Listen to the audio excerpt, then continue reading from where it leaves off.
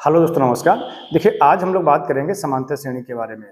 समांतर श्रेणी से संबंधित प्रश्न यूपीएसआई परीक्षा, यूपीपी परीक्षा और यहाँ तक कि एसएससी जीडी परीक्षा में भी काफ़ी पूछे जाते हैं।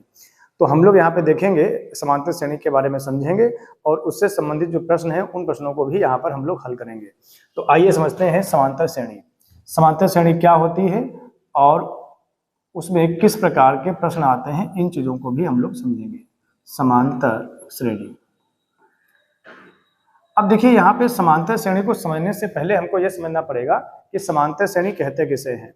देखिए, समांतर श्रेणी की अगर हम लोग बात करें तो समांतर मतलब जिसमें अंतर समान होता है वह कहलाती है आपकी समांतर श्रेणी। जैसे हम आपके सामने एक श्रेणी लिख रहे हैं, जैसे हमने लिखा 4, 6, 8, 10 और डॉट डॉट डॉट। जैसे हमने एक ये सीरीज लिख दी। अब इस सीरीज को हम लोग देखेंगे क्या यह समांतर श्रेणी है कि नहीं है। तो यहाँ पर हम लोगों को ध्यान रखना होगा, अगर पदों के बीच में अंतर समान होता है तो वो श्रेणी कहलाती है आपकी समांतर श्रेणी। अब यहाँ पे देखेंगे 4 और 6 के बीच में अंतर है 2 का, 6 और 8 के बीच में अंतर कितने का है 2 का, और 8 और 10 के बीच में भी अंतर कितने का है 2 का। तो यहाँ पर हम लोग देख रहे हैं कि जो अंतर है वह समान है, तो ऐसी श्रेणी जो है वो कहलाती है आपकी समांतर श्रेणी। तो हम लोगों को याद रखना पड़ेगा कि समांतर श्रेणी वह श्रेणी होती है जिसमें पदों का जो अंतर होता है वो समान होता है। अब अगर हम लोग बात करें, जैसे एक श्रेणी हमने लिख दिया 2, 4, 6 और डॉट डॉट।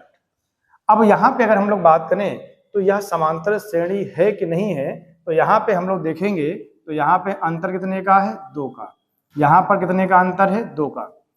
तो ये जो अंतर है वो समान है, मतलब यह जो सीरीज है वो आपकी समांतर श्रेणी है।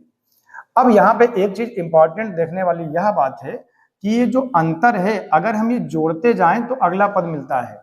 जैसे 2 में 2 जोड़ देंगे तो 4 मिल गया, 4 में 2 जोड़ देंगे तो 6 मिल गया। अब इस 6 में अगर हम 2 जोड़ दें तो अगला पद मिल जाएगा 8।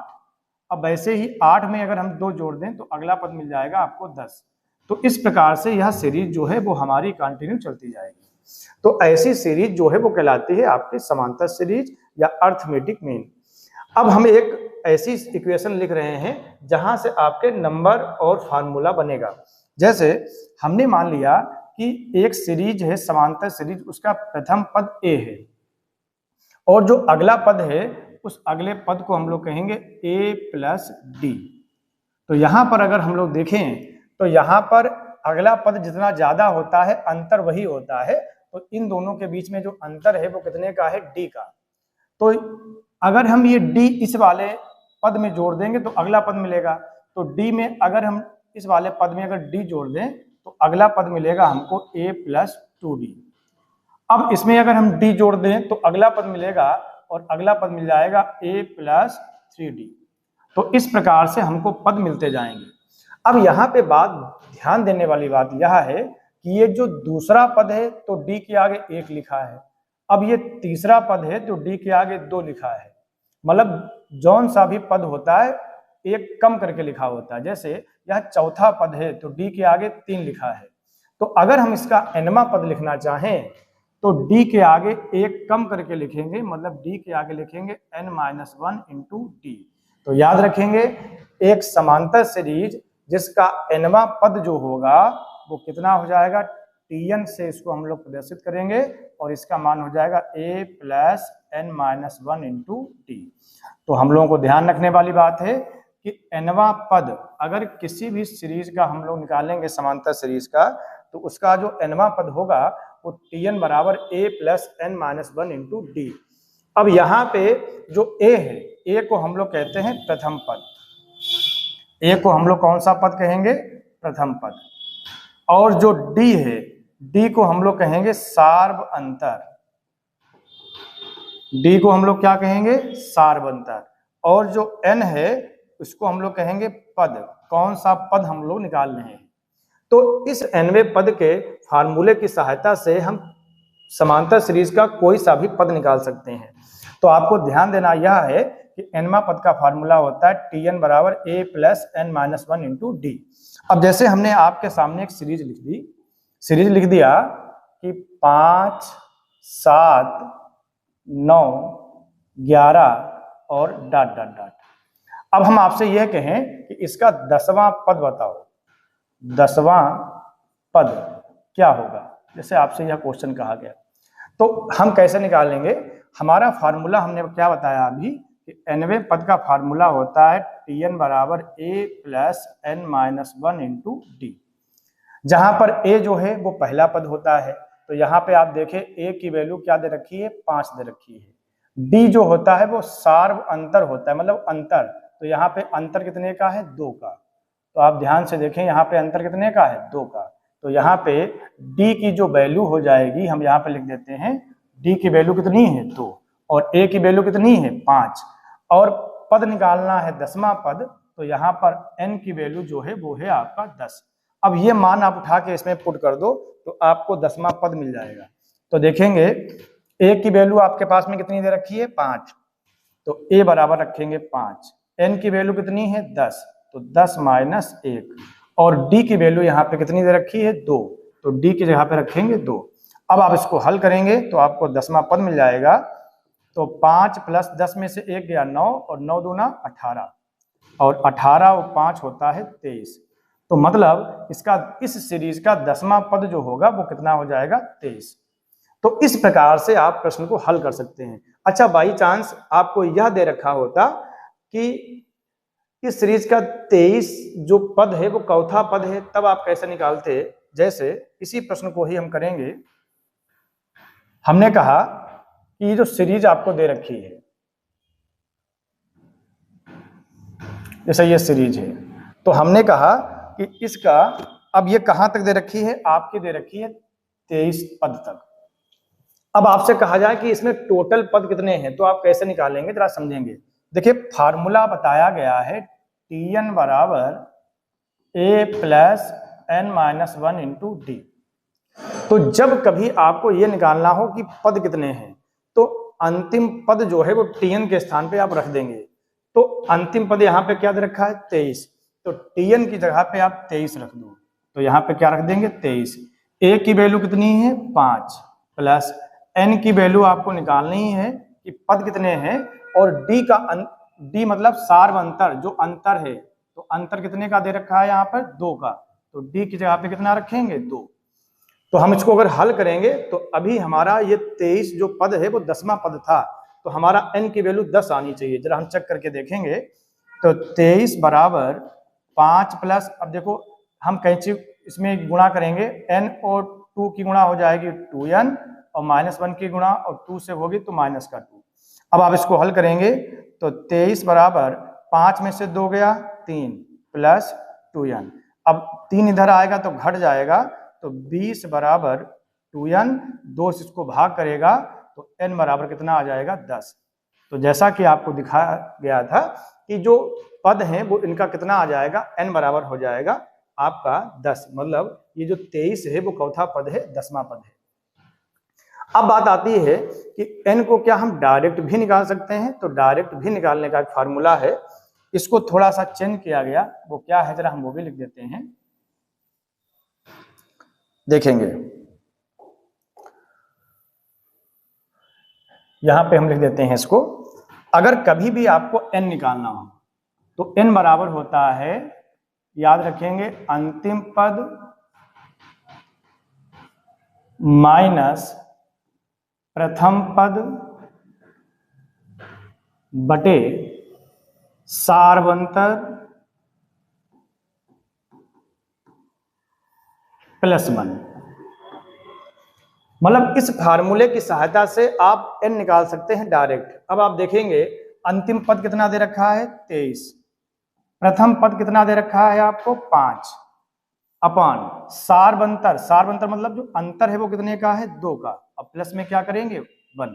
अब देखिए 23 में से 5 गया, तो 23 में से 5 जाएगा तो बचेगा आपका 18, तो 18 बटे 2 और प्लस ये लिखा है 1, तो 18 को 2 से भाग करेंगे कितनी बार जाएगा, 9 बार, और 9 और 1 कितना आ जाएगा, 10।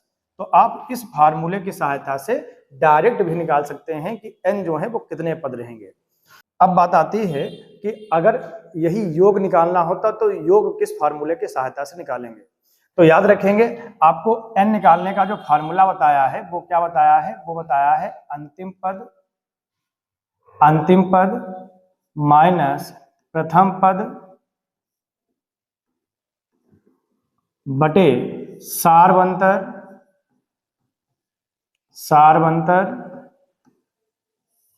प्लस 1।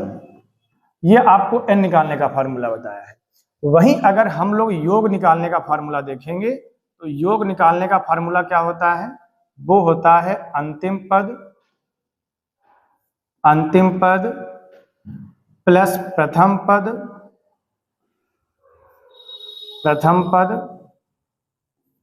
Into n/2। मतलब इस फार्मूले की सहायता से उन पदों का आप योग भी निकाल सकते हैं।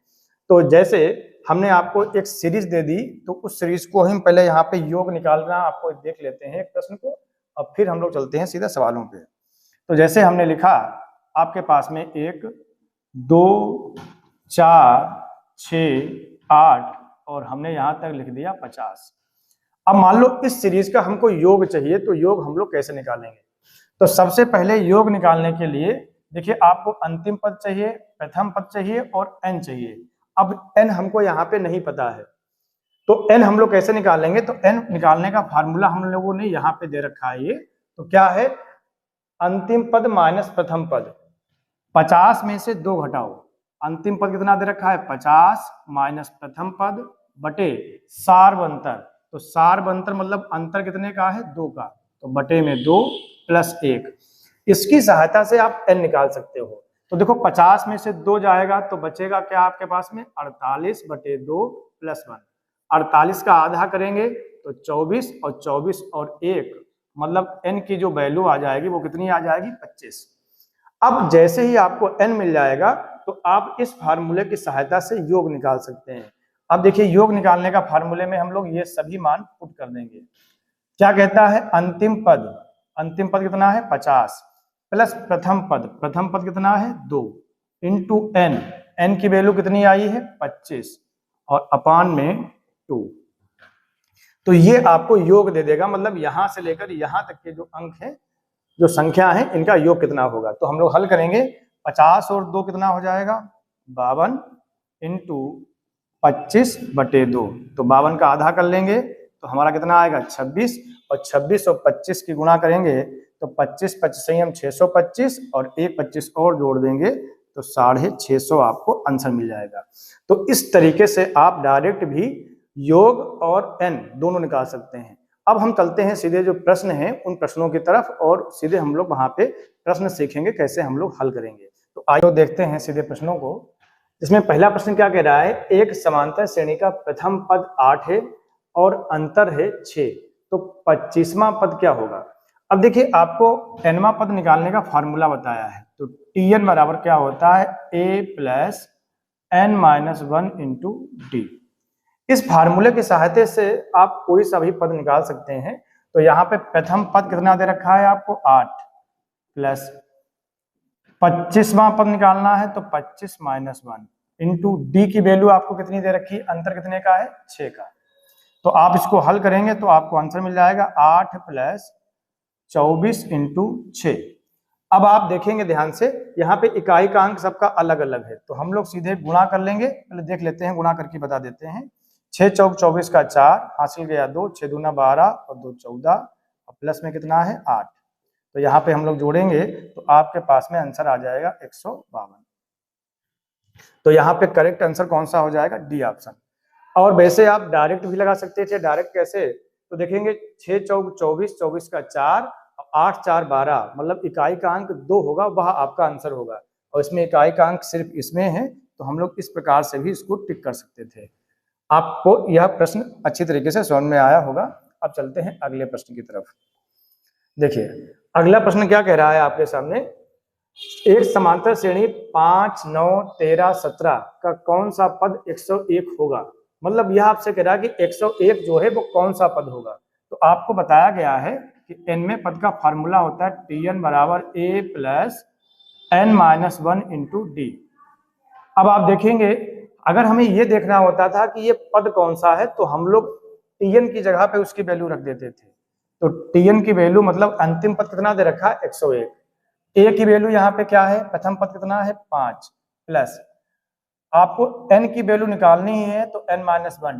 d की वैल्यू यहाँ पे कितना है, अंतर देखते हैं, अंतर कितने का है यहाँ पे 4 का, तो d की वैल्यू कितनी है 4। अब आप इसको हल करेंगे आपको आंसर मिल जाएगा 101 बराबर 5 प्लस 4n-4।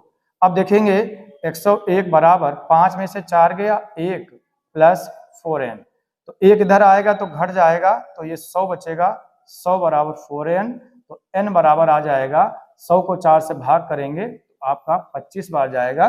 तो यहाँ पे करेक्ट आंसर जो हो जाएगा 25। जो 101 है वो चौथा पद होगा, वह 25वां पद होगा। अगले प्रश्न की तरफ हम लोग बढ़ते हुए, यह बहुत इंपॉर्टेंट है, मान के चलिए आप यूपीएसआई का जो परीक्षा होने वाली है इसमें समांतर श्रेणी पूछ ली जाती है, यूपीपी परीक्षा हो उसमें भी समांतर श्रेणी पूछी जाती है, या जो हम देखते हैं कि जो सीरीज होती हैं वो अक्सर परीक्षाओं में पूछी जाती हैं, तो आप समांतर श्रेणी को पढ़ना तो वैसे भी इंपॉर्टेंट है। तो हम लोग देखते हैं अगला प्रश्न क्या कह रहा है, यदि किसी समांतर श्रेणी का प्रथम पद 7 और अंतर 5 है तो पहले 20 पदों का योगफल आपको बताना है। तो देखेंगे आपको 20 पदों का योगफल मतलब n की वैल्यू आपको दे रखी है और आपको योग निकालने का फार्मूला बताया गया, क्या बताया गया था, फार्मूला था अंतिम पद प्लस प्रथम पद इंटू n बाई 2, ये फार्मूला आपको योग निकालने का बताया गया था।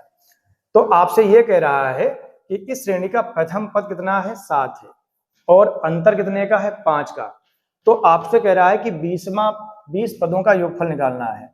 तो 20वां पद तो आपको पता नहीं है कि कौन सा होगा, और जो 20वां पद होगा वही आपका अंतिम पद होगा, तो या तो आप 20वां पद निकाल लें। तो 20वां पद कैसे निकालते हैं, फार्मूला क्या है, tn बराबर a plus n-1 into D. तो देखेंगे a की वैल्यू कितनी दे रखी है, प्रथम पद 7 प्लस, अब 20वां पद निकालना है तो 20 माइनस 1 और d की वैल्यू आपको कितनी दे रखी है 5। तो यहाँ पे हल करेंगे 7 प्लस 19 इंटू 5, तो आपको हल हो जाएगा 19 पचे 95, तो आपके पास में हो जाएगा 19 पचे 95, 95 में 7 जोड़ देंगे तो आपको आंसर मिल जाएगा 102। तो जो 20वां पद है वो कितना हो जाएगा 102, तो यहाँ पे रख देंगे मान 102 प्लस प्रथम पद कितना दे रखा है 7 इंटू n की वैल्यू आपको कितनी दे रखी है 20 और बटे में कितना है 2। आप इसको हल करेंगे 102 में 7 जोड़ देंगे तो आपका आएगा 109। अब देखिए 20 को 2 से भाग करेंगे तो 10 बार जाएगा, तो इंटू 10 मतलब 1090 आपका करेक्ट आंसर होगा, और यहाँ हम लोग देखेंगे आपको सी ऑप्शन मिल जाएगा।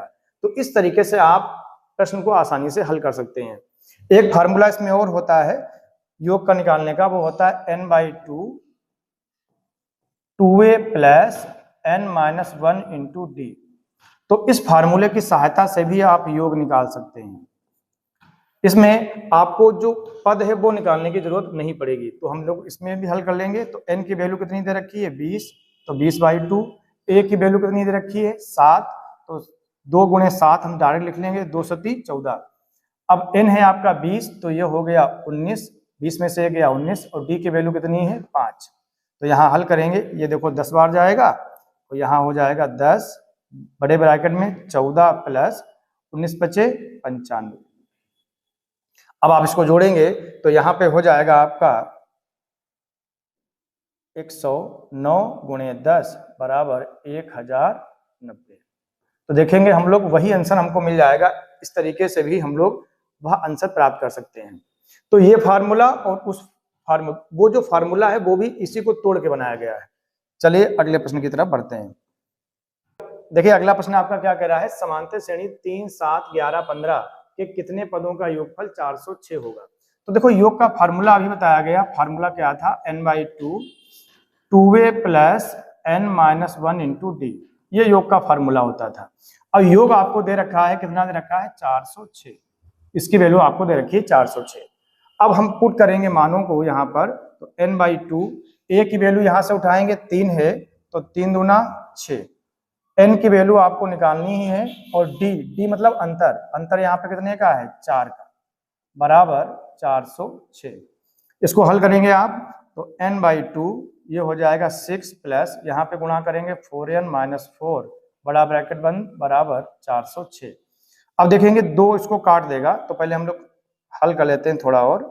तो 6 में से 4 गया, 2 प्लस 4n बराबर 406। अब 2 इसको काट देगा, एक बार इसको काटेगा और 2 बार इसको काटेगा, तो n इंटू 1 प्लस 2n की वैल्यू आ जाएगी 406।